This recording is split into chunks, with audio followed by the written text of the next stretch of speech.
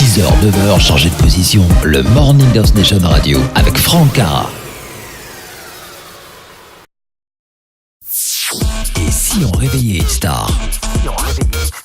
Merci d'écouter House Nation Radio, j'espère que pour vous tout va bien ce matin. Nous allons faire bien sûr notre réveil de star, où ce matin nous allons appeler une astrologue de renom que vous entendez tous les jours sur House Nation Radio. Et en plus d'être sur antenne avec moi tous les matins, c'est une très bonne amie. Nous appelons Hélène Mac, c'est parti.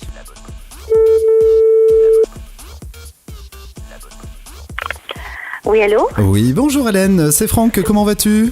Eh bien, ça va, bonjour Franck, très bien, avec une belle journée qui démarre bien, avec le soleil. Carrément, le soleil est de retour et ça fait du bien. Puis il y en a deux puisque tu es avec nous ce matin sur antenne. Un grand merci Hélène. Et de toi aussi. Je te demande pas si je te réveille.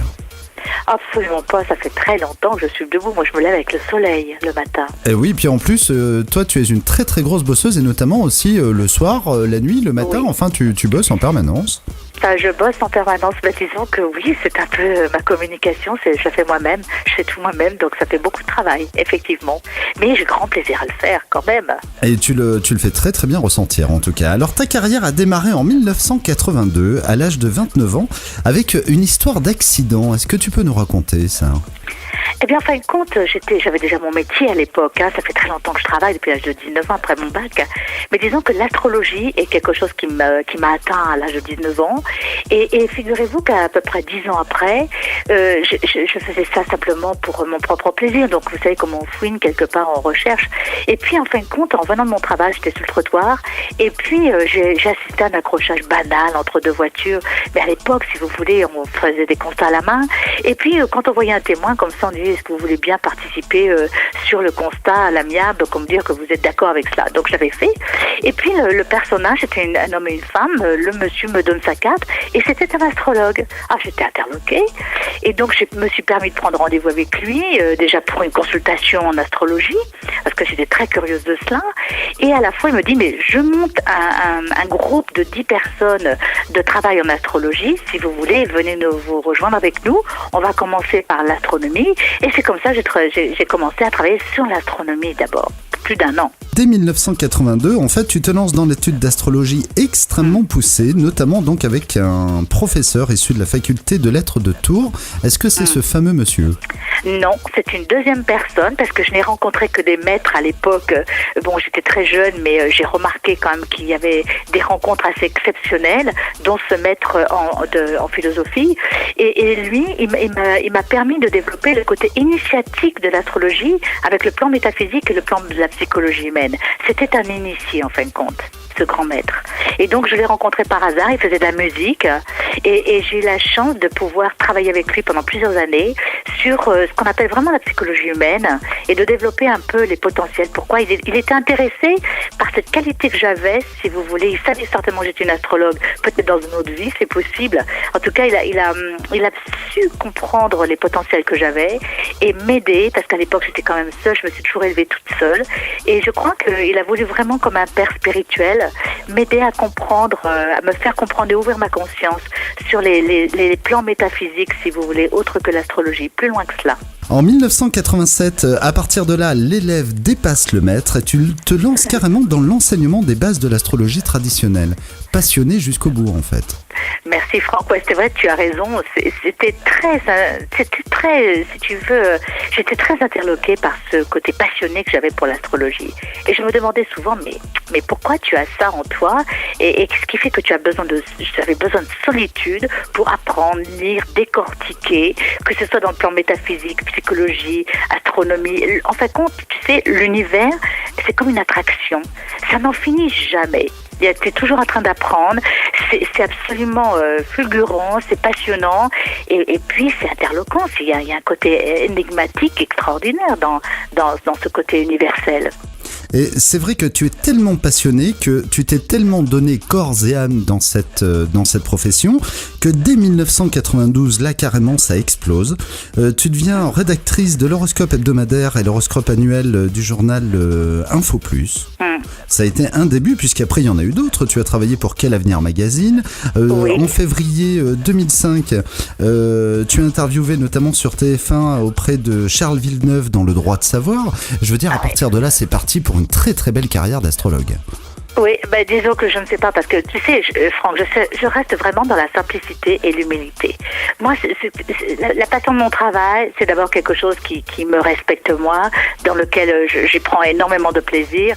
Maintenant, tout ce qui peut être les médias, c'est pas moi qui les cherche, c'est eux qui viennent à moi. Donc, pour l'instant, je dirais que j'ai démarré petitement.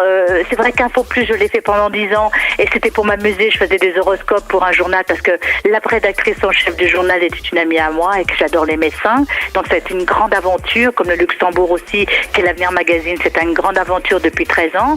Il faut savoir que je le fais gracieusement, je ne suis pas payée pour les rédactions. Bravo. Mais c'est une forme, si vous voulez, d'échange, où j'ai beaucoup de plaisir à échanger avec ces journaux, et en même temps, si vous voulez, j'ai des contacts avec les clients, quoi. Ça m'apporte des clients.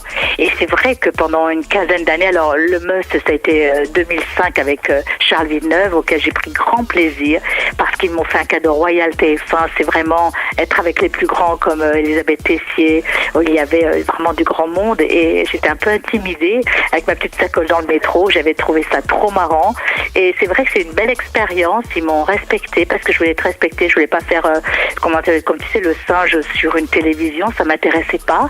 C'était pour communiquer vraiment l'amour que j'avais de mon travail, et surtout avec l'astrologie et le recrutement. C'était très délicat, et d'ailleurs je remercie Yves Villeneuve de m'avoir un peu soutenu, parce qu'il y en a d'autres sur Europe 1 qui m'ont pas du tout soutenu. Hein. Ouais, c'est vrai, on sait très bien comment ça se passe malheureusement dans ce monde-là. Tu as fait aussi une apparition sur M6, notamment au moment des présidentielles. Eh bien oui, j'ai eu cette joie-là pour les présidentielles sur M6. C'était lors d'un festival que je faisais au Palm Beach à Cannes, et en fin de compte la télévision était venue, c'était au moment des élections de 2007, et il faisait un petit tour d'horizon avec les voyances, et du coup on m'a interviewé, et moi j'ai donné le tiercé gagnant, parce que j'avais mis, comme le tiercé c'était des chevaux, j'avais trouvé un truc ça extraordinaire, j'avais mis un outsider, moi. Il y en a toujours en politique, hein, beaucoup plus d'ailleurs. Et que cet outsider, en fin de compte, il a mis un peu la zizanie dans les deux premiers, et j'avais rigolé parce qu'en me disant quand même, mais moi j'avais fait avec l'astrologie, pas la voyance, hein. C'est vraiment de l'astrologie, j'avais étudié le thème des 3 personnes, et j'avais donné le tiercé à peu près gagnant, voilà. En 2007, tu as eu une très belle consécration, notamment au Festival de la Voyance, où tu as remporté un prix, et pas n'importe lequel, la licorne d'argent. Ouais, c'est-à-dire qu'en fin de compte, cette année-là, il avait été organisé un très grand salon du bien-être. Et le premier, je sais plus comment ça s'appelait, déjà, toi, j'ai déjà passé, moi, le passé, c'est le passé. Et ce grand salon de bien-être, il était à la fois également avec la voyance, d'accord? Et moi, je faisais l'horoscope du matin, quand j'arrivais sur l'estrade de matin, je faisais l'horoscope du matin pour le salon, quoi. D'accord. Tu vois? Et avec des interviews, si tu veux, un peu avec le micro pour les gens, etc. Donc, c'était rigolo. Et nous étions à peu près 12 médiums, dont moi, astrologue, forcément. Je suis souvent astrologue toute seule parmi tous ces médiums, et c'est vrai que je suis un peu perdue en astrologie, non pas avec les médiums. En tant qu'astrologue, je suis moi-même, mais parmi tous ces médiums, je suis un peu, comment on dit, secondaire. Tu te sens seule, ouais, tu te sens seule. Et donc, en fin de compte, on était 12, et chaque client qui passait mettait une petite annotation, si vous voulez, dans une boîte, quoi, hein, voilà. Et pendant tout le salon, il y avait 12 jours de salon. Et à la fin des 12 jours, eh bien, le présentateur, enfin en tout cas le responsable du salon, a fait des comptes. Et donc il a mis tous les annotations et les votes des clients pour les médiums. Et je suis arrivée deuxième. Donc c'est une grande amie à moi qui était médium, et avec qui je travaille d'ailleurs encore, et qui est la licorne d'or. Et moi je suis la licorne d'argent. Donc j'étais très satisfaite. Puis c'est là où c'est d'autant plus intéressant, c'est quand tu t'y attends pas et que hop ça arrive, et là c'est génial. Ah oui. Même ne serait-ce qu'aussi TF1, au journal de 13h, j'étais interviewée, mais j'ai trouvé ça extraordinaire. Je me dis, mais pourquoi moi? J'en sais rien du tout, parce que je suis astrologue, en fait. Je m'aperçois de plus en plus, maintenant, ça fait 35 ans que je fais de l'astrologie, je m'aperçois qu'enfin, les gens se retournent plus vers l'astrologie que vers la voyance. Et que je me dis, enfin, je peux être reconnue en tant qu'une vraie astrologue, quoi, voilà. Peut-être parce que c'est plus fiable, c'est presque mathématique, en fait, l'astrologie. C'est une science humaine dans laquelle il renferme 3 compositions. l'opposition de l'astronomie. On peut pas défier l'astronomie, hein. C'est notre système solaire, donc l'astrologie est basée sur l'astronomie. Deuxièmement, il y a une psychologie humaine puisqu'il y a un décodage, si vous voulez, d'un thème astral de naissance. Et il y a le métaphysique qui apporte ce côté d'être doué pour décoder, quoi. C'est-à-dire que l'astrologie, c'est compliqué. Il faut beaucoup d'années d'études et surtout de comprendre comment le puzzle se met en place. Depuis 2010, tu fais notamment la Minute Astro qui passe effectivement tous les matins sur House Nation Radio et sur toute une multitude de télévisions.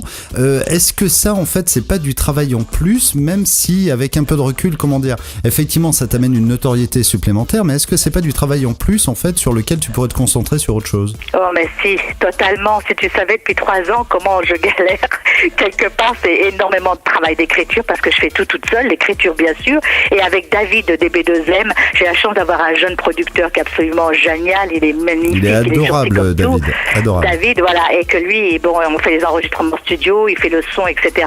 C'est un travail immense, mais cette vidéo, elle est tellement belle et il le produit partout, jusqu'aux États-Unis, en Afrique, en Suisse, au Luxembourg, et sur toutes les télévisions. Cette vidéo est donc offerte aux télévisions.